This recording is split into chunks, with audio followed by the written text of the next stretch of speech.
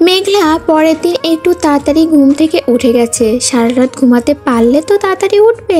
কালকের ওর সাথে কি হলো সেসব ভাবলে ওর এখনো গায়ে কাটা দিয়ে উঠছে। সারা রাত একটা বারের জন্যও দু চোখের পাতা এক করতে পারেনি। মেঘলা যে অতীত থেকে এতদিন পালিয়ে বেড়ালো, ঘুরে ফিরে আবারও সেই একই অতীত এসে পড়লো। হঠাৎ মেঘলার মনে পড়ল আজ ওদের ভার্সিটিতে নবীনবরণ উৎসব আছে, কিন্তু ও কি করে যাবে? এই বাড়িতে তো ওর কিছুই নেই। আবার না গেলে যদি তুহিনা রিয়া ওই যেই বাড়িতে ভাড়া থাকতো সেই বাড়িতে চলে যায়।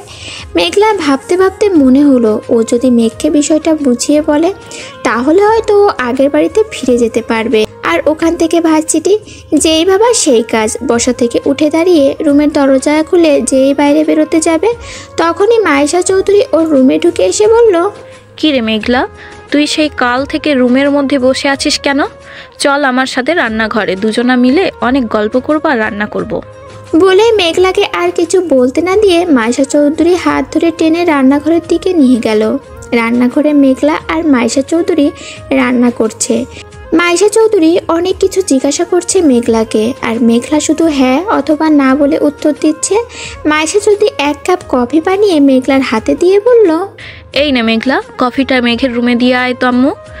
মেঘ সকাল সকাল ব্ল্যাক কফি না পেলে মাথা ওর ঠিক থাকে না, দেখা যাবে মাথা গরম হয়ে গেলে আবার কি না কি করে বসে। তার আগে আম্মু তুই কফিটা দিয়ে আয় তো। মেঘলার কালকের ঘটনা মনে পড়ে গেল, যখন ও কফি নিয়ে গেছিল মেঘের রুমে।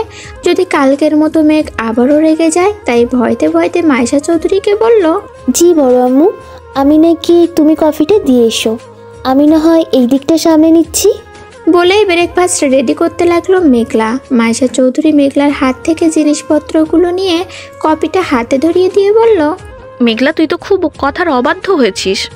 আমি যখন বললাম তুই কফিটা দিয়ে আসবি, আর আমি ব্রেকফাস্ট রেডি করছি, তোকে করতে হবে না।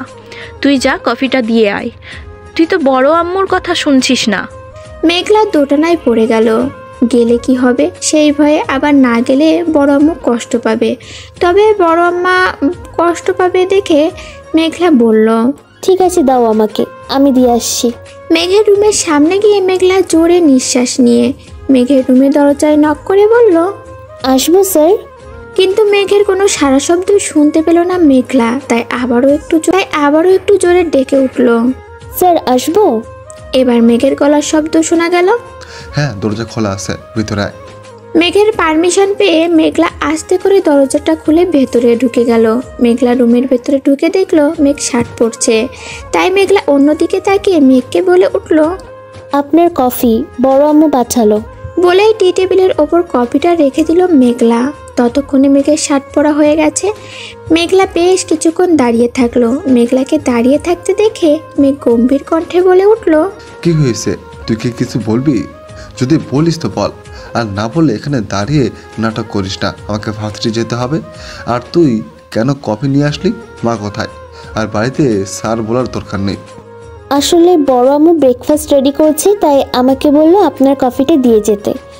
আর জি, আসলে আজ তো ভার্সিটিতে নবীনবরণ অনুষ্ঠান, আর আমিও বলেছিলাম মানে আমি যাব। তাই এখন যদি আমি না যাই, তুহিন আর রিয়া হয়তো আমাকে খুঁজতে আমি যে বাড়িতে ভাড়া থাকতাম সে বাড়িতে চলে যাবে। আর আমি এখন ওই বাড়িতে থাকি না। আর আপনি বলেছেন যে আপনার সাথে আমার কোনো সম্পর্ক নেই, বা কেউ যেন জানতে না পারে আমি আপনার বাড়িতে থাকি। তাই বলছি যে আমি কি ভার্সিটি যাব? আপনি যদি বলেন যেতে, তাহলে আমাকে ওই বাড়িতে যেতে হবে। মানে আমি যে বাড়িতে ভাড়া থাকতাম, আমার তো এখানে এই বাড়িতে কিচ্ছু নেই, আর আসার সময় ফোনটাও নিয়ে আসিনি। মেঘলা ভয়তে ভয়তে মেঘকে সব কথাগুলো বলল। মেঘ কফিতে চুমুক দিয়ে বলে উঠল, তোর সব কথা শেষ। তাহলে আমি বলি, তুই ভার্সিটিতে যাবি, কিন্তু ওই বাড়িতে যাবে না। আর তোর সব জিনিসপত্র, এমনকি তোর ফোন, সব তোর রুমে আছে। আর এখন আমার রুম থেকে যা, আমি রেডি হব। মেঘলা মনে মনে খুব খুশি হলো। ও ভার্সিটিতে যেতে পারবে, আবার ওই বাড়িতেও যেতে হবে না। আসলে মেঘলা ওই বাড়িতে যেতে চায় না। ওর নীলকে একদম ভালো লাগে না। আর কালকের ঘটনার পর থেকে তো নীল নামটা শুনলেই কেমন জানি লাগছে। মেঘলার ভাবনার মাঝে মেঘ বলে উঠল, কি হলো, তুই কি আমার কথা শুনতে পারছিস না, নাকি তুই আমার রুমে থাকার কথা ভাবছিস? না না, তেমন কিছু না, এই তো আমি চলে যাচ্ছি। বলেই মেঘলা নিজের রুমের দিকে চলে গেল। মেঘলা ওর রুমের মধ্যে ঢুকেই দেখতে পেল ওর খাটের উপর একটা ব্যাগ রাখা। মেঘলা তাড়াতাড়ি ব্যাগটা খুলল। ব্যাগ খুলতে মেঘলার চোখে পড়ল ওর ফোন, বই আর যাবতীয় সব জিনিসপত্র। মেঘলা ফোনটা হাতে তুলে দেখলো ফোনে ফুল চার্জ, কিন্তু কালকে তো ফোনটা বন্ধ হয়ে গেছিল, তাহলে ফোনে চার্জ দিল কে? ভাবলো মেঘ দিয়েছে। ও যখন এসব এনেছে তার মানে ও ছাড়া আর কেউ নয়। মেঘলা আর কিছু না ভেবে রিয়াকে ফোন দিল। কাল থেকে রিয়া আর তুহিন অনেকবার ফোন করেছে। বেশ কিছুক্ষণ রিং হওয়ার পর রিয়া ফোন ধরে। উত্তেজিত কণ্ঠে বলে উঠল, এই মেঘলা, তুই ঠিক আছিস? তোর ফোনে কি হয়েছিল? কাল থেকে আমি আর তুহিন তোকে কতবার ফোন করেছি তুই জানিস? ভার্সিটি থেকে কাউকে কিছু না বলে কোথাও হয়ে গেলি। তারপর থেকে তোর ফোনটাও বন্ধ। তুই জানিস কত টেনশন হচ্ছিল আমাদের? তুই একটু ধর তুহিনকে ফোন করি, ও বেচারা হয়তো এতক্ষণ টেনশনে পাগলা হয়ে গেছে। রিয়াকে থামিয়ে মেঘলা বলল, আরে দাঁড়া, এখন তুহিনকে ফোন করতে হবে না। আমি ঠিক সময় মতো ভার্সিটিতে পৌঁছে যাব। ভার্সিটি গিয়ে না হয় দেখা হবে। আর কাল আমার শরীরটা ভালো লাগছে না, তাই বাড়িতে চলে এসেছিলাম। তোদেরকে বলে আসতে চেয়েছিলাম, কিন্তু তোরা কাজে ব্যস্ত ছিলি, তাই বলে আসতে পারিনি। আর তার মধ্যে বাড়ি এসে দেখি ফোনে চার্জ শেষ। ও সত্যি তুই ঠিক আছিস তো? তবুও আমাকে বলবি না তোর শরীর খারাপ করছে? আর শোন, আজ ভার্সিটিতে শাড়ি পরে আসবি, আমিও শাড়ি পরে যাব। কিন্তু রিয়া, আমার কথাটা শোন, আমি শাড়ি পরে যাব না, জামা পরেই যাই। কি হবে শাড়ি পরে? থাক না। আমি কি তোর কাছে কিছু শুনতে চেয়েছি? আমি বলেছি যখন তোকে শাড়ি পরে আসতেই হবে। বলেই রিয়া ফোন কেটে দিল। মেঘলা বেশ কয়েকবার হ্যালো হ্যালো করলো, কিন্তু ততক্ষণে রিয়া ফোন কেটে দিয়েছে। মেঘলা টেনশানে পড়ে গেল। ওর কাছে তো কোনো শাড়ি নেই, তাহলে ও কি পরে যাবে?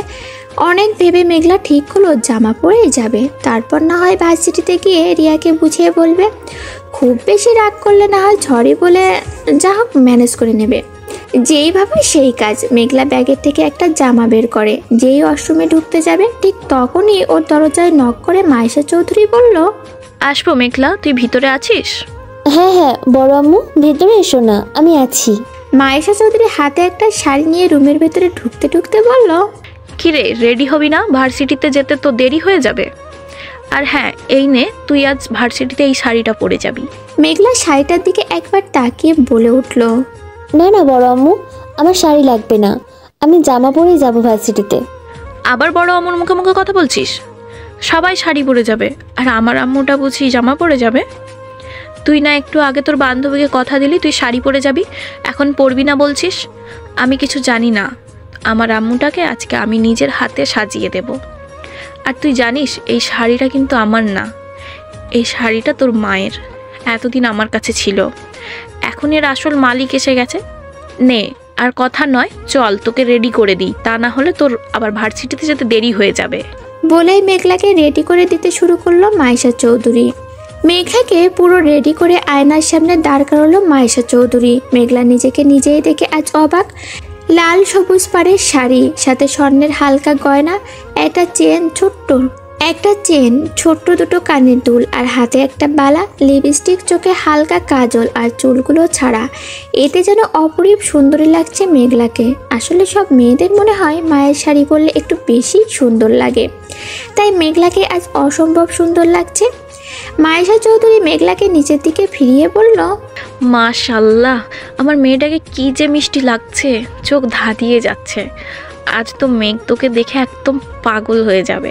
মেঘলা বেশ লজ্জা পেল। মায়েশা চৌধুরীর কাছ থেকে একটু দূরে সরে এসে বলে উঠল, তুমি যে কি বলো না বড় আম্মু। তারপর একটা ছোট্ট ব্যাগ নিয়ে মায়েশা চৌধুরীকে বলল, বড় আম্মু, আমি তাহলে যাই, দেরি হয়ে যাচ্ছে। মায়েশা চৌধুরী মিষ্টি হেসে বলল, আমার মেয়েটা দেখে লজ্জাও পায়। আচ্ছা চল, তোকে আজ একা ভার্সিটিতে যেতে হবে না। বলেই মেঘলার হাত ধরে রুমের বাইরে নিয়ে গেল। মেঘ আজকে স্কাই ব্লু পাঞ্জাবি পরেছে, সাথে একটা ঘড়ি, চুলগুলো সেট করে। সিম্পল বাট ভীষণ সুন্দর অ্যান্ড হ্যান্ডসাম লাগছে। মেঘ এমনই, অতিরিক্ত ফর্সা আর ছোট মণিগুলো হালকা নীল। এতেই সব মেয়ে পাগল বলা চলে মেঘের ওপর। মেঘ নিজেকে শেষবার আয়নায় দেখে নিয়ে ভার্সিটির জন্য রুম থেকে বেরিয়ে গেল। মেঘ নিচে নামতে নামতে খেয়াল করলো মেঘলাকে শাড়ি পরে ওর মায়ের সাথে দাঁড়িয়ে রয়েছে ড্রয়িং রুমে। মেঘের মন, দৃষ্টি আর পা ক্ষণিকের জন্য ওখানেই মনে হলো বন্ধ হয়ে গেল। মেঘলাকে দেখতে দেখতে নিচে নেমে এলো মেঘ। মেঘলাকে ভালো করে পর্যবেক্ষণ করে নিল। ওর কাছে সুন্দরী কোনো পরী থেকে কম কিছু লাগছে না মেঘলাকে। মেঘলার থেকে দৃষ্টি সরিয়ে মাইশা চৌধুরীকে বলে উঠল মেঘ। মা আমি আসছি, বাই।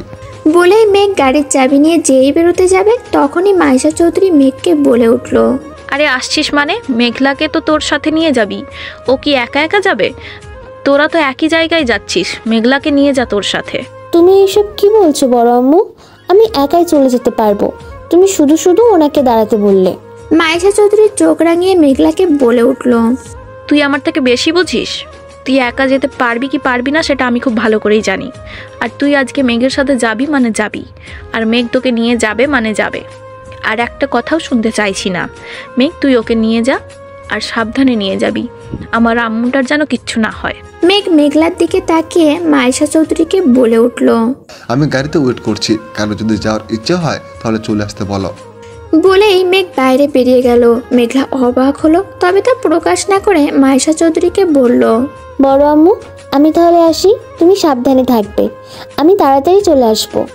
মেঘ ড্রাইভিং সিটে বসে রয়েছে। মেঘলা এসে পেছন দিকে বসতে নিলেই মেঘ বলে উঠল। আমি কারো ড্রাইভার না, তাই সামনে এসে বস। মেঘলার আর কি, মেঘের কথা মতো সামনে এসে বসলো। গাড়ি চলছে তার আপন গতিতে। আসলে কিছু কিছু সময় হয় খুব সুন্দর এবং স্মরণীয়। এই যেমন মেঘলাকে যে মেঘ একদম সহ্য করতে পারে না, তবুও সেই মেঘলাকে পাশে বসিয়ে ঠিক সুন্দর নিয়ে যাচ্ছে। কালকেও এই একইভাবে ওকে নিয়ে গেছিল, তবে সেটা রাগের মাথায়। কিন্তু আজ হঠাৎ কী এমন হলো মেঘের যে নিয়ে যেতে চাইলো মেঘলাকে? বসে বসে এই সবই ভাবছে মেঘলা। হঠাৎ করে গাড়িটা থেমে গেল। মেঘলা বাইরে আশেপাশে তাকিয়ে দেখলো না এটা তো ভার্সিটি না, তবে গাড়িটা একটা ফুলের দোকানের সামনে দাঁড়িয়েছে। মেঘলার মনে প্রশ্ন জাগলো, মেঘ এখানে কেন গাড়িটা দাঁড় করালো? ফুল কিনবে তাই, কিন্তু মেঘ ফুল দিয়ে কি করবে? তার পরক্ষণেই মেঘলা ভাবলো মেঘের হয়তো এখানে কোনো কাজ আছে আশেপাশে, তাই গাড়িটা এখানেই থামিয়েছে। তাই আর এই নিয়ে বেশি না ভেবে মেঘলা চুপচাপ গাড়িতে বসে রইল। বেশ কিছুটা সময় পর মেঘ একটা জুঁই ফুলের মালা নিয়ে এসে মেঘলার হাতে দিয়ে বলল। এটা চুলে দিস, এমনিতেই পেতনির মতো লাগছে, এটা চুলে দিলে যদি একটু ভালো লাগে। মেঘের কথা শুনে মেঘলার বেশ রাগ হলো। ওকে কত সুন্দর লাগছে, আর এই মেঘ বলে কিনা পেতনির মতো লাগছে। তবে মেঘলা এবার আর মুখ বন্ধ করে শুধু শুনলো না, মেঘকে উদ্দেশ্য করে বলল। যার চোখ যেমন সে জগৎ দেখে তেমন, তাই আমাকে আপনার কাছে পেতনি মনে হলো। যাক, এতে আমার কিছু বলার নেই। আসলে সবার কথা সবসময় ধরতে নেই, কারণ সবার কথা ধরতে গেলে আমাদের দিন শেষে কোনো দিনও ভালো থাকা হবে না। সবসময় মন খারাপ, হতাশা আর যন্ত্রণা নিয়েই থাকতে হবে। তারপর মালাটা নিয়ে ক্লিপের সাহায্যে চুলে লাগানোর চেষ্টা করলো মেঘলা, কারণ মালাটা মেঘলার খুব প্রিয়। তবে ও পারছে না, বেশ অনেকবার চেষ্টা করলো কিন্তু পারলো না। মেঘ গাড়ি চালাতে চালাতে ঠিক দেখলো হঠাৎ মেঘ গাড়িটা এক সাইডে দাঁড় করিয়ে মেঘলার হাত থেকে মালাটা নিয়ে নিজেই মেঘলার চুলে পরিয়ে দিল। অতঃপর আবার গাড়ি চালাতে চালাতে বলে উঠল। এটুকু কাজ তাই করতে পারিস না, এতদিন একা একা কি করে থাকতিস? মেঘলা শুধু শুনলো, কিছু বলল না। তার কিছুক্ষণের মধ্যে ওরা ভার্সিটিতে পৌঁছে গেল। মেঘলাকে মেঘ ভার্সিটির একটু আগে নামিয়ে দিয়েছে যাতে ওদের কেউ একসাথে দেখে না ফেলে। তাই ভার্সিটির যেখানে অনুষ্ঠান অনুষ্ঠিত হবে মেঘলা সোজা সেখানে চলে গেল। মেঘলা যেতেই রিয়া আর তুহিন ওর কাছে দৌড়ে আসলো। রিয়া এসেই ওকে জড়িয়ে ধরে বলল। দোস্ত তোকে আজকে সেই লাগছে, সব ছেলে তো তোকে আজ দেখে না ট্যাসকি খাবে। রিয়ার কথা শুনে তুহিন মুখ ভেঙচি কেটে বলল। হ্যাঁ, ও তো আর তোর মতো ময়দা সুন্দরী না, ও হলো প্রাকৃতিক সুন্দরী, তাই তো ওকে এত সুন্দর লাগছে। আর তোকে দেখে কোনো পেতনির থেকে কম কিছু লাগছে না। আমার তো তোকে দেখেই কেমন ভয় ভয় লাগছিল। বলে হেসে উঠল তুহিন। তুহিনের কথা শুনে রিয়া তেড়ে গিয়ে বলল। কি বলি, আমাকে পেতনির মতো লাগছে। আবার এই পেতনির সাথে প্রেম করার জন্য মরে যাস? বলেই মুখ বেঁকিয়ে চলে গেল রিয়া। রিয়ার এমন মুখ বেঁকিয়ে চলে যাওয়া দেখে জোরে জোরে হেসে উঠল তুহিন আর মেঘলা। অতঃপর তুহিন আর মেঘলা চলে গেল অনুষ্ঠানে। বেশ অনেক সময় ধরে অনুষ্ঠান চলল। অতঃপর অনুষ্ঠান শেষ হলে যে যার বাড়ি চলে গেল। মেঘলা অনেকক্ষণ ধরে রিক্সার জন্য অপেক্ষা করছে। হঠাৎ করে মেঘলার গা ঘেঁষে ওর সামনে একটা গাড়ি এসে দাঁড়ালো। মেঘলা গাড়িটা দেখে একটু ঘাবড়ে গিয়ে সরে দাঁড়াতেই গাড়ি থেকে নেমে এলো। মেঘ গাড়ি থেকে নেমে মেঘলার সামনে দাঁড়িয়ে বলল, মেঘলা, আমার সাথে তাড়াতাড়ি বাড়িতে চল। বাড়িতে কি হয়েছে নাকি? মা ফোন করে বলল। মায়ের গলা শুনে মনে হচ্ছিল খুব টেনশনে আছে। আমি কিছু বুঝতে পারছি না। মা বলল তোকে সাথে নিয়ে তাড়াতাড়ি বাড়ি ফিরতে। তাড়াতাড়ি চল আমার সাথে। মেঘের কথা শুনে মেঘলার টেনশন হলো। ওর বড় আম্মু আবার কিছু হলো না তো, বা বড় আব্বুর? মেঘলা প্রিয় মানুষকে হারানোর ভয় সবসময় পায়, কারণ প্রিয় মানুষ হারানোর কি যে যন্ত্রণা সেটা মেঘলা জানে।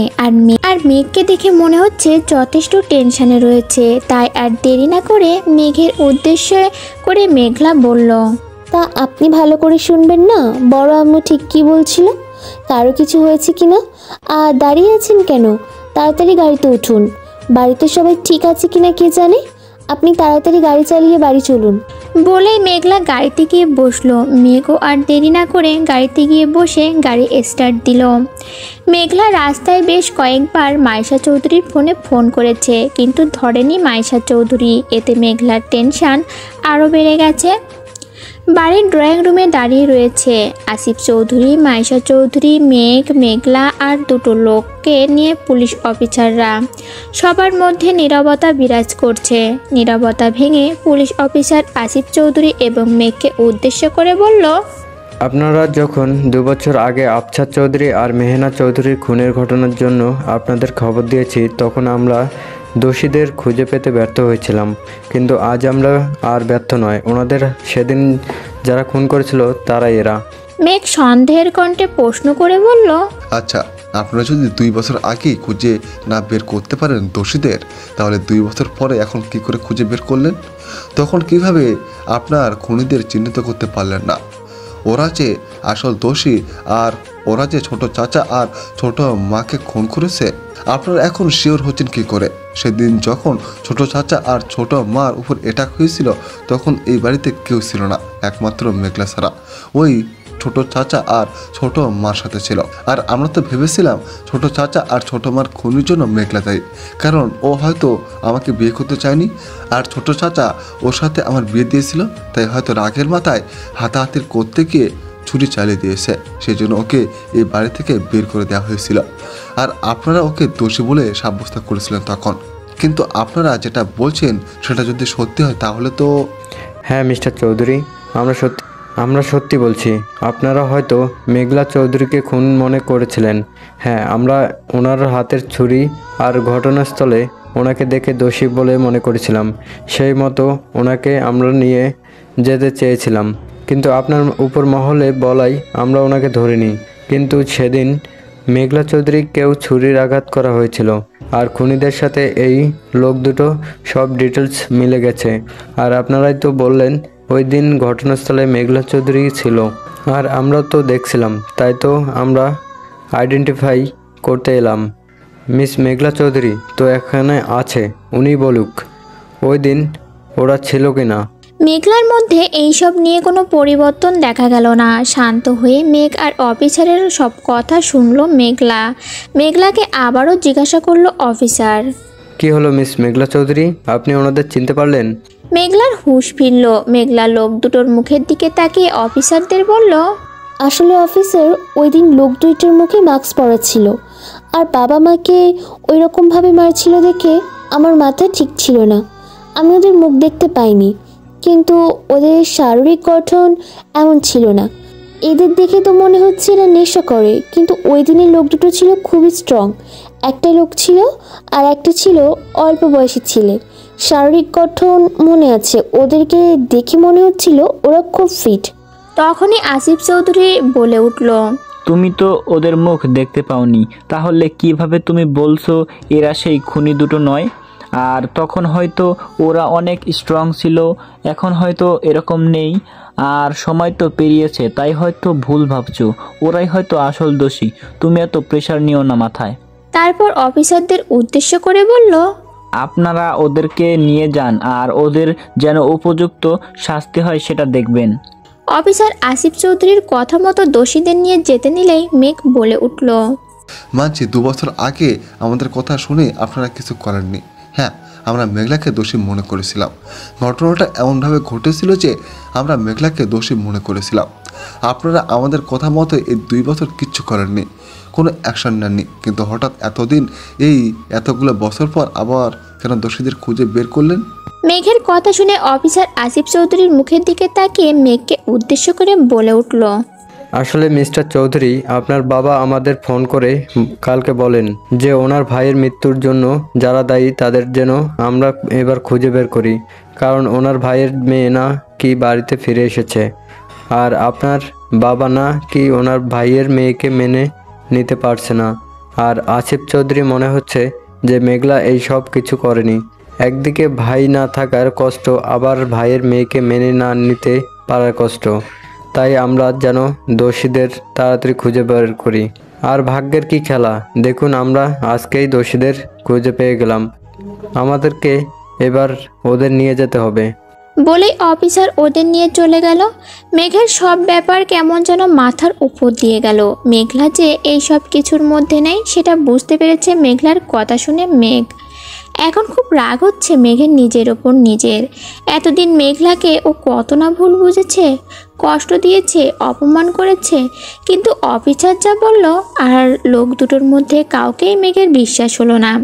সবটা কেমন যেন সন্দেহ রয়ে গেল। তখনই মেঘলা মাইশা চৌধুরীকে বলে উঠল, বড় আম্মু, আমি আমার রুমে যাচ্ছি। বলেই আর এক মুহূর্ত সেখানে দাঁড়ালো না মেঘলা। মেঘ খেয়াল করলো মেঘের চোখে জল। তবে এটা দেখে আরও বেশি খারাপ লাগলো যে মেঘলা ওর দিকে একটা বারো তাকায়নি। মেঘও কিছু না বলে মেঘলার পেছন পেছন চলে গেল মেঘলার রুমের দিকে। মাইশা চৌধুরী আসিফ চৌধুরীকে বলে উঠল, আবার একটা নতুন খেলা শুরু হলো বুঝি? আর কতদিন সত্যিটাকে মিথ্যে দিয়ে আড়াল করে রাখবে? সত্যিটা একদিন না একদিন ঠিকই বেরিয়ে আসবে। মাইশা চৌধুরীর কথা শুনে আসিফ চৌধুরী হেসে বলল, সে দিনটা আর কবে আসবে এখনো বুঝতে পারছো না? সে দিনটা আর আসার নয়, মিছিমিছি স্বপ্ন দেখছো তুমি। বলেই নিজেদের রুমের দিকে চলে গেল আসিফ চৌধুরী। দেখ মেঘলা, আমি তোকে বলবো না যে দরজাটা খোল, কারণ সে অধিকার আমি হারিয়েছি। আমি জানি সেদিন যখন তুই সত্যিটা বলতে চেয়েছিলি বা কালকে আমাকে যখন সত্যিটা বলতে গেলি আমার শোনা উচিত ছিল, কিন্তু আমি শুনিনি। তোর কাছে ক্ষমা চাওয়ার আমার কোনো মুখ নেই। তোর সাথে আমি অনেক অন্যায় করেছি, তবুও বলবো আমি তোকে ভালোবাসি, খুব খুব ভালোবাসি। আমার সাথে কি একটু কথা বলবি? তোকে না খুব খুব জোরে ধরতে ইচ্ছে করছে রে, প্লিজ। হঠাৎ মেঘলা দরজা খুলে দিল। মেঘলা দরজা খুলে দিতেই মেঘ রুমের মধ্যে ঢুকে গেল। মেঘলা খুব শান্ত হয়ে দাঁড়িয়ে রয়েছে, না কান্না করছে না মেঘের ওপর রাগ দেখাচ্ছে। মেঘলার সামনে গিয়ে মেঘলার হাত দুটো ধরে বলল, দেখ, আমি সত্যি অনেক অন্যায় করেছি তোর সাথে, তার জন্য সরি, প্লিজ আমাকে ক্ষমা করে দে। আমি সত্যি সেদিন থেকে অবিশ্বাস করেছি। অবিশ্বাস না করে কি করতাম বল?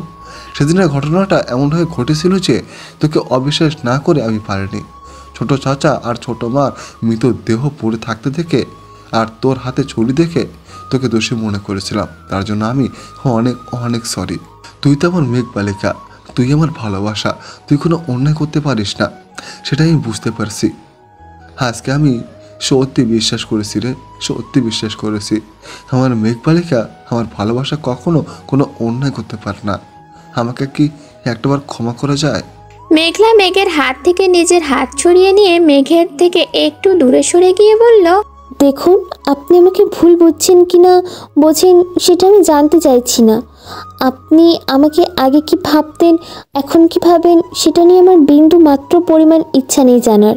তবে আপনাকে একটা কথা বলছি, আপনি যখন জেনে গেলেন আমি ওই দিন কিছু করিনি, তবে আর একটা কথা শুনুন, যেই লোক দুটোকে দোষী বলে সাব্যস্ত করা হলো তারাও কিন্তু কিছু করেনি, কারণ ওই দিন তারা ওখানে ছিলই না। ওদেরকে সাজিয়ে দোষী প্রমাণিত করা হলো। যদিও আমি দোষীদের মুখ দেখিনি ওই দিন, তবুও আমি জানি ওই লোক দুটোই কিছু করেনি। ওরা ওই দিন ওখানে ছিলই না। যদি পারেন আসল দোষীকে ধরে শাস্তি দিন। আমি চাই না আমার বাবা মার মৃত্যুর জন্য কোনো নিরপরাধকেও শাস্তি পাক। আর আপনাকে ক্ষমা করা বা করার আমি কেউ না, তাই আমার কাছে বারবার ক্ষমা চেয়ে আমাকে লজ্জা দেবেন না। আমাকে এতদিন যখন আপনি বিশ্বাস করেননি, তখন হঠাৎ করে কিভাবে ভাবলেন আপনি আমাকে বিশ্বাস করবেন আর আমিও আপনাকে স্বীকার করে নেব? দেখুন, আপনার সাথে এখন আমার কথা বলতে ইচ্ছা করছে না, তাই আপনি প্লিজ এই রুম থেকে চলে যান। আর আপনি যদি এই রুম থেকে না যান তাহলে আমি চলে যাচ্ছি। মেঘলা বেরিয়ে যাবে তার আগেই মেঘলার হাত ধরে বলে উঠল, তোকে যেতে হবে না, আমি চলে যাচ্ছি। আর তুই যা চাইলি তাই হবে। আমি আসল দোষীদের ধরে শাস্তি দেবো, আমি তোকে কথা দিচ্ছি। আর একটা কথা, আমি তোকে আজকে দিয়ে যাচ্ছি। আমার ভালোবাসা দিয়ে তোকে আমি জিতে নেব। আমি আমার মেঘ বালিকাকে ঠিক নিজের করে নেব। আমার ভালোবাসা জিতবেই, তুই আমারই হবি। না জোর করে নয়, তোকে অসম্মান করেও নয়, ভালোবাসাতে তোকে আমি আমার করে নেব। বলেই মেঘলা রুম থেকে বেরিয়ে গেল। মেঘ রুম থেকে চলে যেতেই মেঘলা দরজাটা দিয়ে কান্নায় ভেঙে পড়ল। আসলেই মেঘের দোষ ছিল না। ঘটনাটা এমন ছিল যে মেঘের জায়গায় মেঘলা থাকলেও মেঘকে ভুল বুঝতো মেঘলা। কিন্তু মেঘলা এখন কি করবে? মেঘের দিয়েও এত অপমান, এত অবিশ্বাস হঠাৎ করে ভেঙে মেঘকে কি করে আপন করে নেবে, কি করে নিজের করে নেবে? ওর মনে যে অভিমান, যে কষ্ট চাপা পড়ে আছে, সেটাকেও তো সময় লাগবে ভাঙতে। হ্যালো স্যার, একটা খবর আছে। কি খবর রাহাত, বলো। স্যার, 2 বছর আগে যে ছেলেটা আপনার হয়ে কাজ করছিল, সেই ছেলেটা বিদেশ থেকে ফিরে এসেছে। আর সব থেকে বড় খবরটা হলো, ছেলেটা নাকি মেঘলাকে পছন্দ করে। আপনি তো ওকে চেনেন, ও এতটাই ডেঞ্জারাস যে মেঘলাকে পাওয়ার জন্য সব কিছু করতে পারে। ও আচ্ছা, আমি ছেলেটার সাথে দেখা করব। তুমি ওকে আমাদের পুরনো ফ্যাক্টরিতে আনবে কাল। আর শোনো, ছেলেটা যেন মেঘের কোনো ক্ষতি না করে, কারণ মেঘলা এখন মেঘের কাছে আছে। তাই মেঘের উপরে যেন কোনো অ্যাটাক না হয়। তার থেকেও বড় কথা, ও মেঘের সামনে মেঘলাকে কিছু করলে মেঘ ওকে বাঁচতে দেবে না, কারণ মেঘ জেনে গেছে মেঘলা অতীতে কিছু করেনি। তাই ওকে আমার ফ্যাক্টরিতে ডাকো, আমি ওর সাথে কথা বলবো। যত তাড়াতাড়ি সম্ভব ওকে আবার বিদেশে পাঠিয়ে দিতে হবে, কেননা আমি যেভাবে যা সাজিয়েছি সেভাবে সব যদি ঠিক থাকে, তাহলে ও যদি এখানেই থাকে অনেক রিস্ক হয়ে যাবে। যে কোনো মুহূর্তে ধরা পড়ে যাব আমরা। কারণ মেঘ আর মেঘলাকে দেখে মনে হলো না আমাদের সাজানো লোক দুটোকে মেঘ বা মেঘলা কেউ বিশ্বাস করেছে দোষী বলে। তাই মেঘ চেষ্টা করবে আসল দোষীদের খুঁজে বের করার। এবার আর ও কিন্তু থেমে থাকবে না, পুরোপুরি চেষ্টা করবে দোষীদের খুঁজে বের করার। ঠিক আছে স্যার, কাজ হয়ে যাবে। কাল আমি ওকে পুরনো ফ্যাক্টরিতে নিয়ে যাব, তারপর না হয় আপনি যা বলার বা যা করার করবেন। বলেই ফোন কেটে দিল রাহাত। ফোনটা রেখে দিয়ে আসিফ চৌধুরী দরজার দিকে তাকাতেই দেখতে পেলেও একটা ছায়ামূর্তি সরে গেল। আসিফ চৌধুরী তাড়াতাড়ি রুমের বাইরে এসে কে কে বলে চিৎকার করতে থাকলো, কিন্তু কাউকে খুঁজে পেল না। মেঘ আর মেঘলা দুজনেই কষ্ট পাচ্ছে, ভীষণ কষ্ট পাচ্ছে। একজন কষ্ট পাচ্ছে ভালোবাসার মানুষের থেকে অবিশ্বাস আর অপমান পেয়ে, আর একজন কষ্ট পাচ্ছে তার ভালোবাসার মানুষকে কষ্ট দিয়ে, অপমান করে দূরে সরিয়ে রাখার জন্য। মেঘ ব্যালকনিতে বসে রয়েছে, ছন্নছাড়া অবস্থা। মনের মধ্যে হাজারো কথা, হাজারো কষ্ট, সব কিছু যেন গ্রাস করে ফেলেছে ওকে। তখনই মেঘের পাশে মায়েশা চৌধুরী এসে বসলো। মেঘের মাথায় পরম স্নেহে হাত বুলিয়ে দিতে দিতে বলল, কষ্ট পাস না মেঘ, দেখ তোর দোষ ছিল না, মেঘলারও দোষ ছিল না। তুই যেমন এতদিন ওকে অপমান অবিশ্বাস করেছিস, কষ্ট দিয়েছিস, এখনও হঠাৎ করে তো পারে না তোর অপমান, তোর দেওয়া কষ্টগুলো ভুলে তোকে আপন করে নিতে। ওর তো সময় লাগবে বল তোকে মেনে নিতে। তাই এইভাবে নিজেকে কষ্ট না দিয়ে মেঘলাকে কি করে মানিয়ে বুঝিয়ে ওর অভিমান ভেঙে নিজের করে নিবি। ও কিন্তু তোকে ঘেন্না করে না, ওর মনের মধ্যে তোর দেওয়া কষ্টগুলো অভিমানের পাহাড় সৃষ্টি করেছে। তাই তোর ভালোবাসা দিয়ে ওর মনের অভিমানের পাহাড় ভেঙে ওকে নিজের করে নিতে হবে তোকে। মেঘ নিজেকে শক্ত করে সামলে নিয়ে বলল, হ্যাঁ মা, আমি ঠিক মেঘলাকে মানিয়ে ওর মনে সব অভিমানের পার ভেঙে ওকে আমার করে নেব। এতদিন যা যা কষ্ট পেয়েছি ও সে সব কষ্টের এবার অবসান হবে। আর আমি ওকেও কথা দিয়েছি, তোমাকে কথা দিচ্ছি, ছোট চাচা আর ছোট মার আসল খুনিদের ধরে আমি শাস্তি দেব। গোটা একটা রাত কেটে গেছে, তবু মেঘলা না ওর রুম থেকে বেরিয়েছে, না কারোর সাথে কোনো রকম কথা বলেছে। মাইশা চৌধুরী এবং মেঘ বেশ কয়েকবার মেঘলাকে ডেকেছে, কিন্তু মেঘলা তার কোনো প্রতি উত্তর করেনি। সকাল সকাল মেঘ আবারও মেঘলার রুমের সামনে গিয়ে মেঘলাকে ডাকতে ডাকতে বলল, মেঘলা প্লিজ দরজাটা খোল, একটাবার আমার কথা শোন। কাল থেকে একবারও তুই রুম থেকে বের হসনি, তুই ঠিক আছিস তো? আমার খুব টেনশন হচ্ছে, তোর যত রাগ আছে সব আমার উপর দেখা, তবুও দরজাটা খোল। বলতে বলতে মেঘ দরজার সামনে বসে পড়ল। ঠিক তখনই রুমের দরজা খুলে বেরিয়ে এলো মেঘলা। ওকে দেখে মনে হচ্ছে কাল কিচ্ছু হয়নি, খুব শান্ত এবং স্বাভাবিকভাবে রয়েছে। মেঘ মেঘলাকে দেখে বসা থেকে উঠে দাঁড়িয়ে যেই মেঘলাকে জড়িয়ে ধরতে যাবে, ঠিক তখনই মেঘলা মেঘের থেকে একটু দূরে সরে গিয়ে মেঘকে বলে উঠল, প্লিজ মিস্টার মেঘ চৌধুরী, আপনি আপনার সীমা অতিক্রম করে ফেলছেন। আমাকে জড়িয়ে ধরার বা আমাকে কোনো রকম টাচ করার অধিকার আপনার নেই। না, এই অধিকার আমি আপনার থেকে নিয়ে নিইনি, আপনি সেই অধিকার অস্বীকার করেছেন। আপনি আর আমি স্বামী স্ত্রী হয়েও কখনো সেই পবিত্র বন্ধনে আমরা কোনোদিনও আবদ্ধ হতে পারিনি, আর হতেও চাই না। যে মানুষটা আমাকে অবিশ্বাস করেছিল, তাও আবার কিনা নিজের বাবা মার খুনি হিসাবে, তাকে আর যাই হোক স্বামী বলে মানতে পারবো না আমি। কোনোদিন তো আপনিও বলতে পারেন আমি আপনাকেও খুন করে ফেলতে পারি। যাই হোক, আপনার সাথে সকাল সকাল কথা বলে আমার মুডটা খারাপ করতে চাইছি না। মেঘ মেঘলাকে থামিয়ে দিয়ে বলল, দেখ মেঘলা, আমি মানছি আমি একসময় তোকে অস্বীকার করেছিলাম, তোকে স্ত্রীর অধিকার দিইনি, তোকে অপমান করেছি, কিন্তু আমি এখন আমার ভুলটা বুঝতে পেরেছি। আমি তার জন্য তোর কাছে ক্ষমা চাইছি। যেখানে অন্যায় করে আল্লাহর কাছে ক্ষমা চাইলে ক্ষমা করে দেয়, সেখানে তুই কেন আমাকে ক্ষমা করতে পারছিস না? মেঘলা মেঘের একটু কাছে সরে এসে বলল, কি জানেন তো, মানুষ হারিয়ে গেলেই মূল্যটা বোঝে। এই কথাটা পুরোপুরি সত্যি। প্রতিটা সম্পর্কের রিভেঞ্জ অফ নেচার একটা কথা আছে। আমরা এই কথাটা জানি, কিন্তু কখনোই মানতে চাই না। আপনার জন্য যে মানুষটা একসময় পাগল ছিল, সেই মানুষটা আপনাকে ধীরে ধীরে ভুলে যাবে, কারণ প্রকৃতি সমতা পছন্দ করে। বলেই মেঘকে পাশ কাটিয়ে চলে গেল মেঘলা। মেঘলার কথাগুলো শুনে মেঘ যেন অনুভূতি শূন্য হয়ে পড়েছে। মেঘের জায়গায় কোনো মেয়ে থাকলে হয়তো এতক্ষণ কান্নার বন্যা বয়ে যেত, কিন্তু কথায় আছে না, ছেলেদের কান্না করতে নেই। মেঘের হুঁশ ফিরল মাইশা চৌধুরীর কথায়। কি রে মেঘ, এখনো এখানে দাঁড়িয়ে থাকবি? মেঘলা তো চলে গেল, ওকে যেতে দিস না। মেয়েটা তোকে খুব ভালোবাসে, কিন্তু ভালোবাসার থেকে অভিমানটা এখন বড় হয়ে গেছে ওর কাছে। আমি চাই না তোদের মধ্যের ভুল বুঝাবুঝির জন্য আমি আমার মেয়েটাকে হারাতে চাই না, কিন্তু আমি এটাও চাই না তুই আর মেঘলা একে অপরের থেকে দূরে সরে যাস। আর চল, এখন এখানে দাঁড়িয়ে থাকিস না, ব্রেকফাস্ট করে ভার্সিটিতে যা। মেঘলাও যাবে, দেখ বুঝাতে পারিস কিনা ওকে। হ্যাঁ মা, আমিও দেখছি ও কতদিন আমার থেকে দূরে থাকে। আমি তো জানি মেঘলা ঠিক কতটা ভালোবাসে আমাকে, আর আশা করছি কিছুদিনের মধ্যে আসল দোষীদের খুঁজে পেয়ে যাব। বলেই মেঘ নিজের রুমের দিকে চলে গেল। তারপর যে যার মতো ব্রেকফাস্ট করে বেরিয়ে গেল বাড়ি থেকে। আসিফ চৌধুরী অফিসে, মেঘ আর মেঘলা ভার্সিটিতে। মেঘ মেঘলাকে অনেকবার বলেছে তারা দুজন একই জায়গায় যাবে, তাই মেঘলা যেন মেঘের সাথে যায়, কিন্তু মেঘলা মেঘের কোনো রকম কোনো কথা শোনেনি। রিক্সা ধরে নিজের মতো নিজেই চলে গেল ভার্সিটিতে। আসিফ চৌধুরীর পুরনো ফ্যাক্টরিতে সামনাসামনি বসে রয়েছে তারা সাথে যে ছেলেটা কাজ করেছিল 2 বছর আগে। হঠাৎ করে আসিফ চৌধুরীর সামনে বসে থাকা ছেলেটাকে বলে উঠল, তুমি আবার দেশে ফিরে এলে কেন?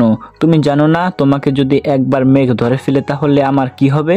তুমি যদি আগে ফিরে আসতে আমি কিছু বলতাম না, কিন্তু এখন মেঘ হয়তো সত্যিটা খুঁজে বার করার চেষ্টা করবে। আর তুমি মেঘকে চেনো না, আমি খুব ভালো করে জানি মেঘ যদি চায় ওর সত্যিটা খুঁজে বার করতে বেশি দিন লাগবে না। তাই তোমার ভালোর জন্যই বলছি, তুমি আবার চলে যাও। আর আমি শুনলাম তুমি নাকি মেঘলাকে পছন্দ করো, তাহলে তো তোমার কপালে আরও কষ্ট আছে। মেঘ মেঘলাকে পাগলের মতো ভালোবাসে, ওর দিকে যে হাত বাড়াবে ও তাকে শেষ করে দিবে। আসিফ চৌধুরীর কথা শুনে সামনে বসে থাকা ছেলেটা টেবিলের ওপর বাড়ি দিয়ে বলল, আমি কি করব না করব সেটা আমি আপনার থেকে শুনবো না, তবু আপনি যদি বলেন আমাকে চলে যেতে আমি যেতে পারি। শুধু একটা শর্ত, সেটা হলো আমার মেঘলাকে চাই। আমার আর মেঘলার মাঝে যদি কেউ আসে বা আপনার ছেলে মেয়ে গো যদি আসে, আমি ওকে শেষ করব, দুবার ভাববো না। আসিফ চৌধুরী বসা থেকে উঠে দাঁড়িয়ে বলল, না, তুমি মেঘকে কিছু করবে না। তোমার মেঘলাকে চাই তো তুমি মেঘলাকে পাবে। আমার মাথায় একটা প্ল্যান আছে, সেই মতো তাহলে তোমাকে কাজ করতে হবে। মেঘলা ক্লাস শেষ, আজ আর কোনো ক্লাস নেই ওর। মেঘের ক্লাস ছিল আজ, কিন্তু মেঘ ক্লাস করানোর সময় মেঘলা মেঘের দিকে একটি বারের জন্য তাকায়নি। এটা মেঘ ঠিকই খেয়াল করেছে, কষ্ট পেয়েছে, তবে প্রকাশ করা আর হয়নি। মেঘলা রিক্সার জন্য রাস্তায় দাঁড়িয়ে রয়েছে, তখন ঘড়ির কাঁটা 4টের ঘরে।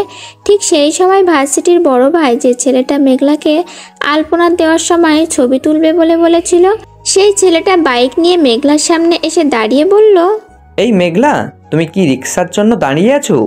যদি দাঁড়িয়ে থাকো তাহলে চলো, তোমাকে বাইকে করে ড্রপ করে দিয়ে আসছি আমি। তুমি এখন কোনো রিক্সা পাবে না। মেঘলা ভদ্রতার খাতিরে হেসে বলল, না না ভাইয়া, ঠিক আছে, আমাকে দিয়ে আসতে হবে না, আমি চলে যেতে পারবো। আসলে আমার ফ্রেন্ডরা ভিতরে আছে তো, ওরা আসলে আমরা একসাথে যাব। আর আমার একটু সামনে দরকার ছিল, তাই আপনি কিছু মনে করবেন না, আমি আপনার সাথে এখন যেতে পারবো না।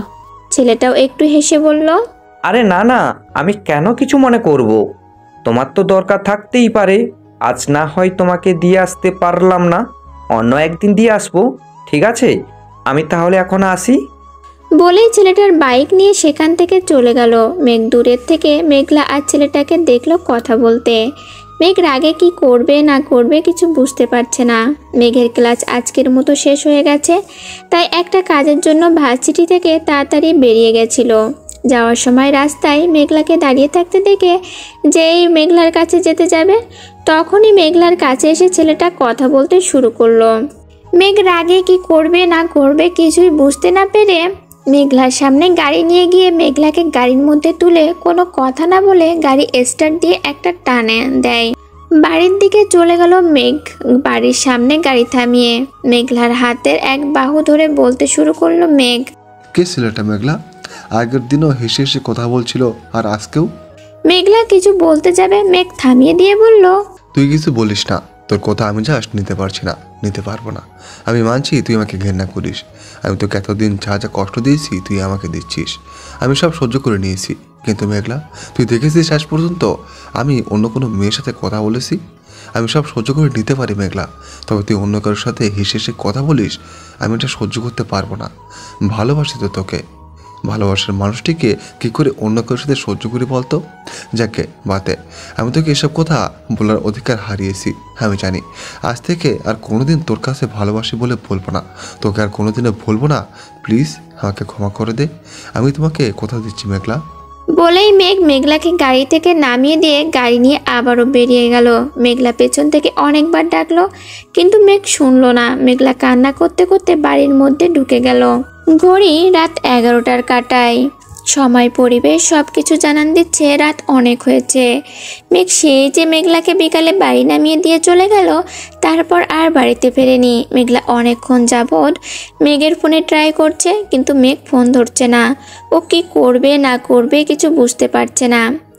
টেনশনে কষ্টে কান্নাগুলোও যেন দলা পাকিয়ে যাচ্ছে গলার মধ্যে। ঠিক তখনই মেঘলার ফোনটা বেজে উঠল। ফোনে স্ক্রিনে মেঘের নামটা ভেসে উঠল।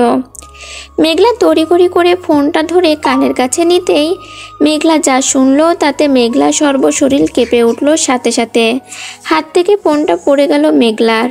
হসপিটালে করিডোরে দাঁড়িয়ে রয়েছে আসিফ চৌধুরী, মাইশা চৌধুরী আর মেঘলা। মেঘলা কান্না করেই চলেছে, থামাথামির কোনো নাম নেই। মাইশা চৌধুরী কিছুতেই মেঘলাকে থামাতে পারছে না। মেঘলা শুধু মনে হচ্ছে ওর জন্যই মেঘের আজ এই অবস্থা। এখন রাত 1টা বাজে, তবুও মেঘের কোনো খবর নেই। ওকে ওটিতে নিয়ে যাওয়া হয়েছে। হ্যাঁ, মেঘলার ফোনে তখন মেঘের ফোন এগিয়েছিল, তবে ফোনটা মেঘ করেনি, করেছিল একটা অন্য লোক। আর সেই বলেছে যে মেঘের অ্যাক্সিডেন্ট হয়েছে। 2 ঘন্টা মতো পর ওটি থেকে একটা নার্স বেরিয়ে এলো। নার্সকে বেরিয়ে আসতে দেখে আসিফ চৌধুরী, মাইশা চৌধুরী আর মেঘলা দৌড়ে নাচের কাছে গিয়ে জিজ্ঞাসা করলো, মেঘ এখন কেমন আছে? কোনো অসুবিধা নেই তো? নাচ সবার মুখের দিকে তাকিয়ে বলল, আপনারা ওনার বাড়ির লোক? তাহলে উনি কে ছিল যে পেশেন্টকে এখানে নিয়ে এসেছিল? আপনারা যদি ওনার বাড়ির লোক হয়ে থাকেন তাহলে যত দ্রুত সম্ভব রক্তের ব্যবস্থা করুন। পেশেন্টকে ইমিডিয়েটলি রক্ত দিতে হবে, না হলে বাঁচানো যাবে না। ওনাকে যে ভর্তি করলো সে গেল রক্ত আনতে, কিন্তু এখনো আসছে না কেন কে জানে। আপনারা পারলে ব্যবস্থা করুন। মেঘ বাঁচবে না শুনে মেঘলা প্রায় জ্ঞান হারাবার মতো অবস্থা।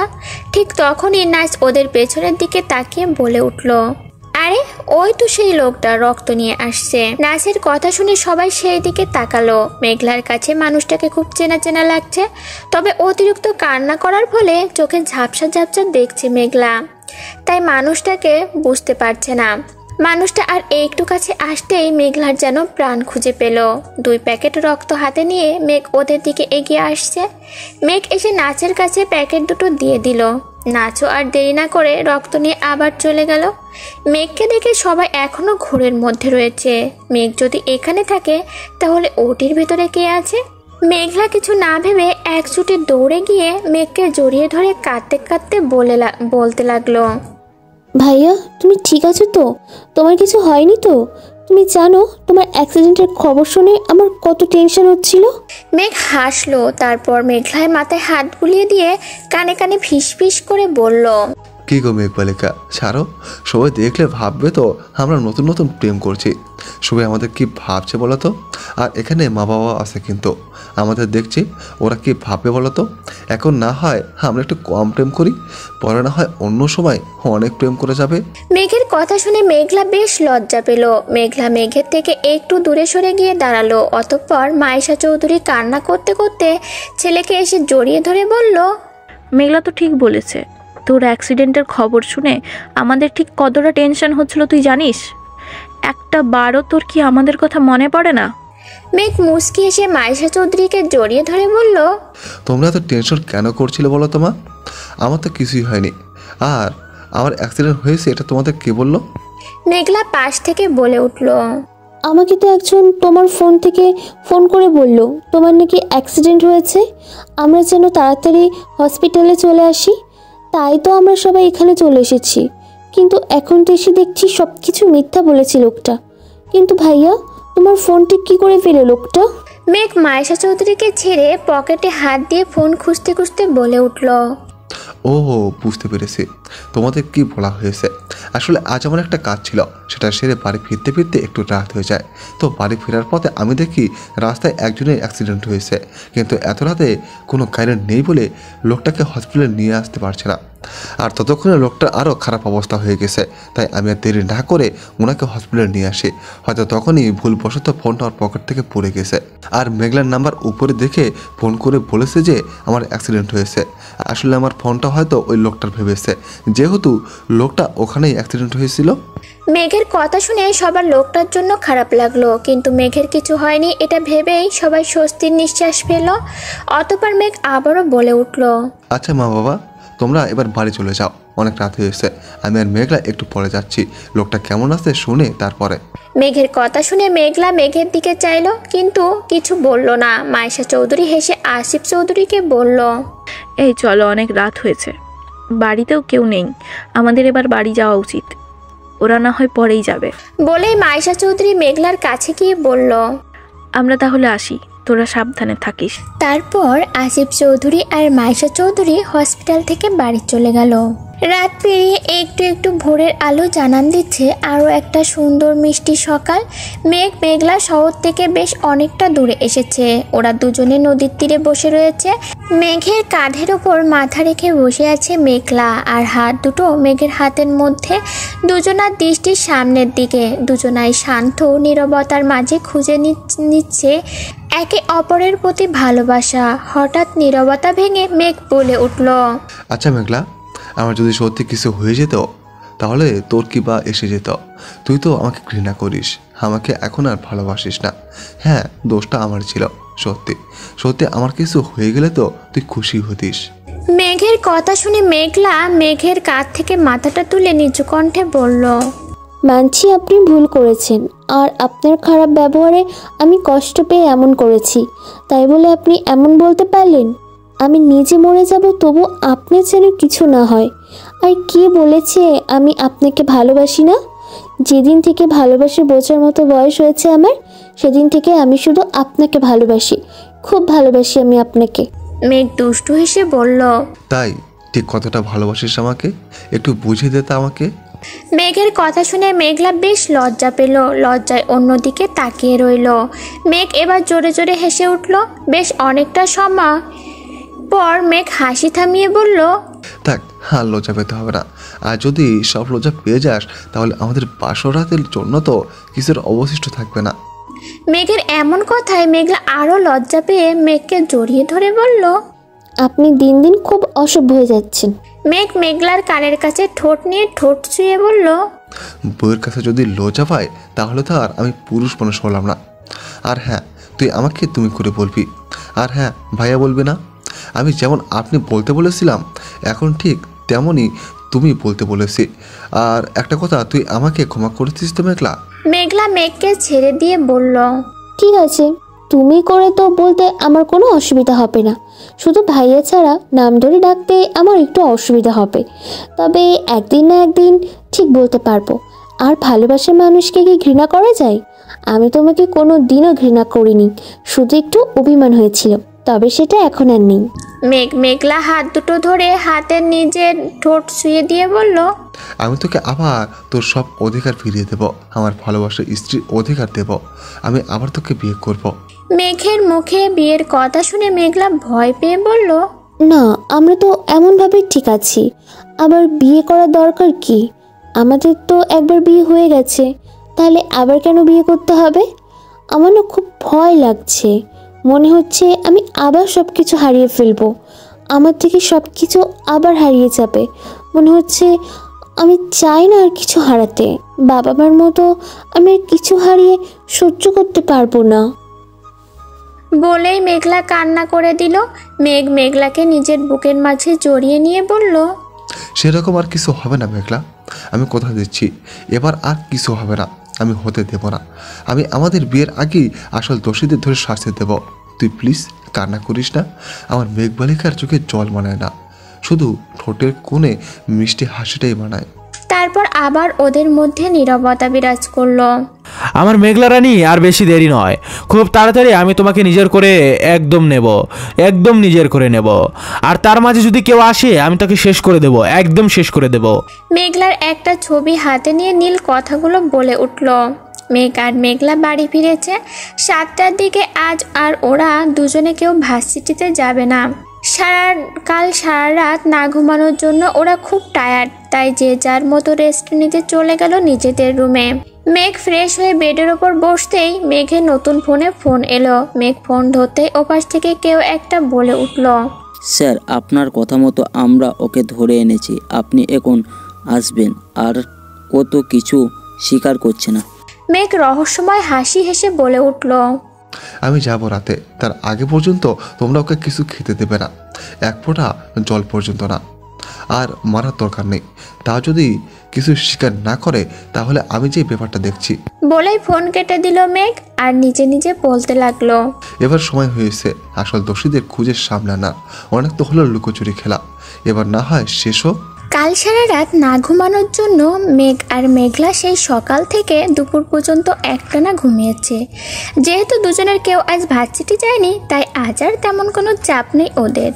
মেঘলাকে তুইন আর রিয়া ফোন করেছিল ভার্সিটি যায়নি কেন শুনতে, তবে মেঘলা ওদেরকে ম্যানেজ করে নিয়েছে। মাইশা চৌধুরী সবাইকে লাঞ্চ করতে ডাকলে আসিফ চৌধুরীর সাথে মেঘ আর মেঘলাও ডাইনিং টেবিলে চলে আসে।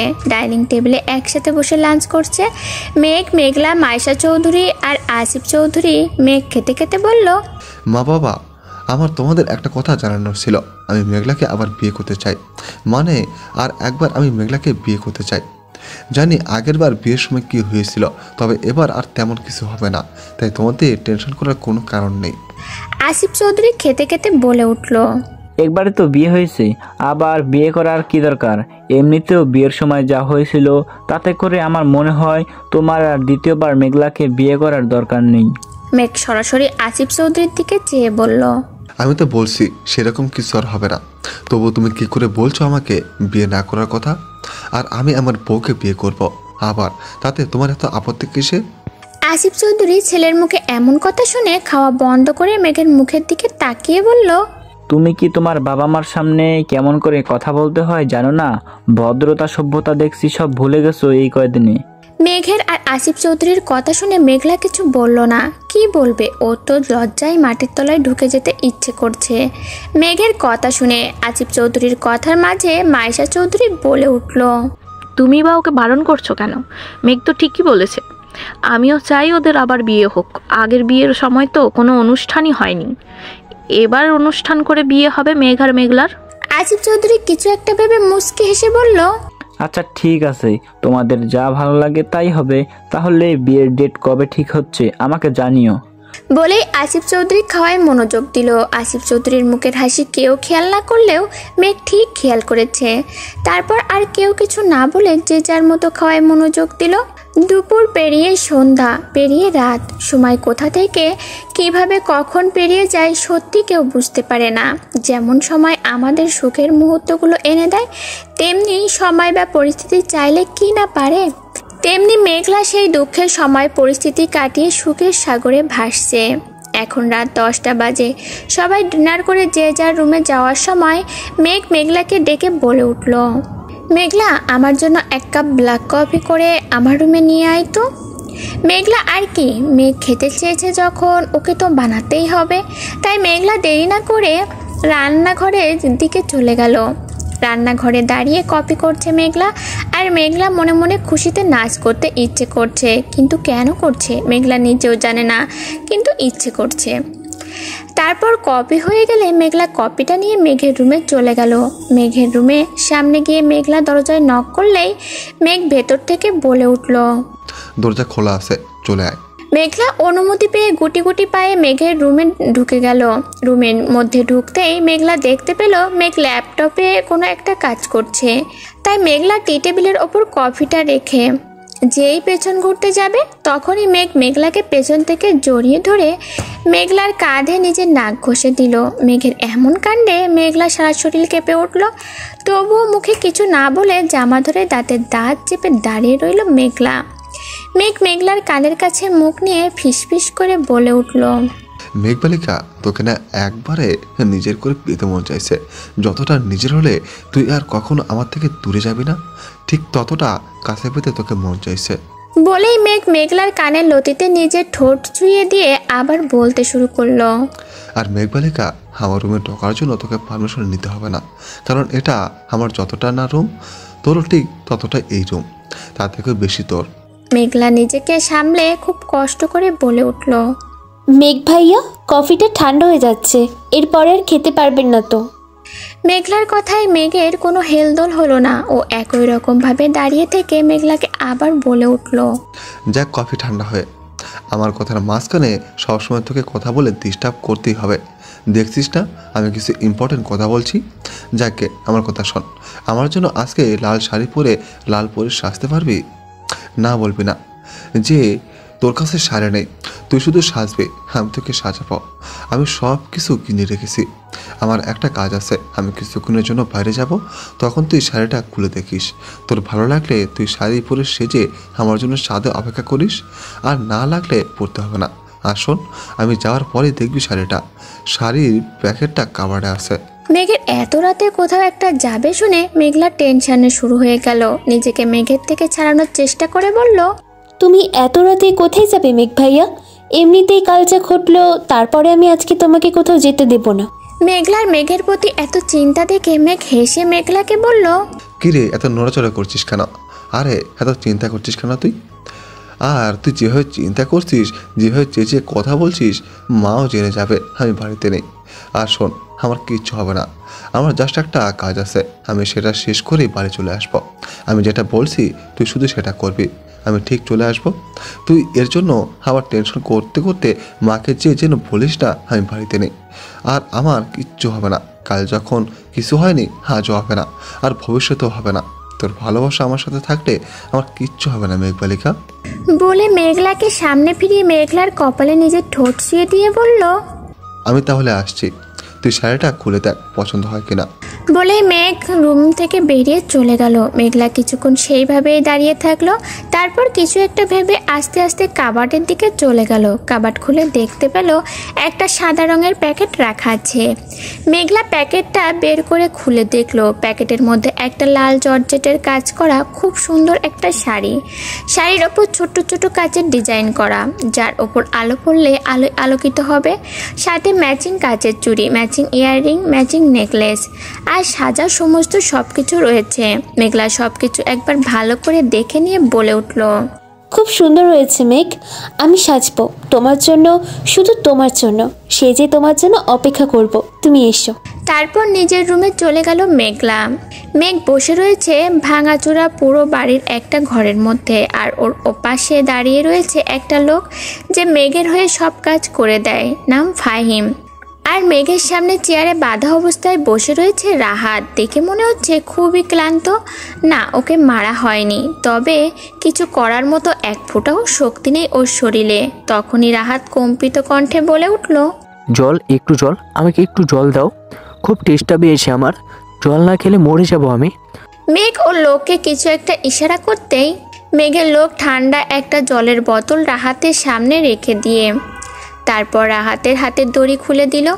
অতঃপর আবার মেঘের পাশে যেয়ে দাঁড়ালো। রাহাত হাতের দড়ি খোলা পেয়ে তাড়াতাড়ি বোতলের মুখ খুলে পুরো বোতলের জলটা শেষ করে দিয়ে জোরে জোরে নিঃশ্বাস নিতে নিতে মেঘের দিকে তাকালো। মেঘের দিকে তাকিয়ে কোনো রকম একটু নড়ে চড়ে বসে আস্তে আস্তে করে বলতে শুরু করলো, আমাকে এখানে কেন নিয়ে এসেছেন আপনি?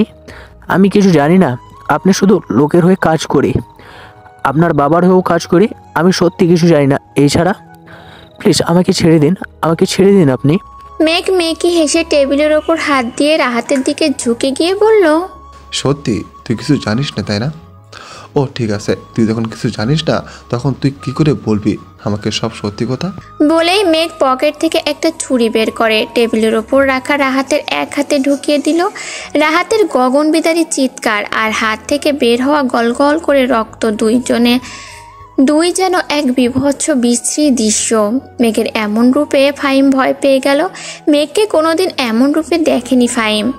মেঘের হয়ে যেটুকু কাজ করে ফাহিম, তাতে সবসময় মেঘকে খুব ভালো এবং শান্ত মস্তিষ্কের মানুষ বলে মনে করত। কিন্তু আজ এ কোন মেঘকে দেখছে ফাহিম? ফাহিমের ভাবনায় মাঝেই মেঘ বলে উঠল, কি হলো, তুই এখনো বলবি কিছু জানিস না? ও আমি তো ভুলে গেছিলাম, তুই যাদের হয়ে কাজ করিস তুই তাদের খুব বিশ্বস্ত লোক। আচ্ছা তোকে বলতে হবে না, তোর হাত দুটো আমার আর ভালো লাগছে না, আমি তোর হাত দুটো তাহলে এবার কেটে ফেলি। রাহাতের কোনো রকমের হাত থেকে ছুরিটা বের করতেই গল করে রক্ত বেরিয়ে আসলো সেখান থেকে। নিমিষেই যন্ত্রণায় আর এক দফা ছটফট করে উঠল রাহাত। তবুও কোনো রকমে মেঘকে বলে উঠল, না না, আমার হাত দুটো কাটবেন না প্লিজ, আমি সব বলছি। মেঘ বাঁকা হাসলো। রাহাত আবারও কোনো রকমের এতদিন যার সাথে কাজ করেছে, যে কাজ করেছে, এমনকি আসিফ চৌধুরীর সাথেও কি কাজ করেছে সব বলল। সব বলল। মেঘ সবটা শুনলো। অতঃপর রাগে চোয়াল শক্ত করে বলে উঠল, তোকে আমি ছাড়তে পারি যদি তুই আমার হয়ে কাজ করিস। হ্যাঁ, তুই আজ থেকে আমার হয়ে কাজ করবি, তবে সবার গোপনে সবাই জানবে তুই আসিফ চৌধুরী মানে আমার বাবার হয়ে কাজ করছিস, কিন্তু তুই আমার হয়ে কাজ করবি। বলেই মেঘ উঠে দাঁড়িয়ে ফাহিমকে কিছু একটা ইশারা করে বেরিয়ে গেল বাড়িটা থেকে। মেঘলা নিজেকে সাজিয়েছে মেঘের লাল পরীর লাল সাজে, পরনে লাল শাড়ি, হাতে লাল কাচের চুড়ি, ম্যাচিং ইয়াররিং, ম্যাচিং নেকলেস, চুলগুলো ছাড়া, ঠোঁটে হালকা লিপস্টিক, চোখে হালকা কাজল, সাথে হালকা মেকআপ। এতেই মেঘের লাল পরী পরিপূর্ণ রূপ পেয়েছে মেঘলা। অনেকক্ষণ ধরে ছাদে দাঁড়িয়ে রয়েছে মেঘলা মেঘের অপেক্ষায়, কিন্তু মেঘ আসার কোনো খোঁজই নেই।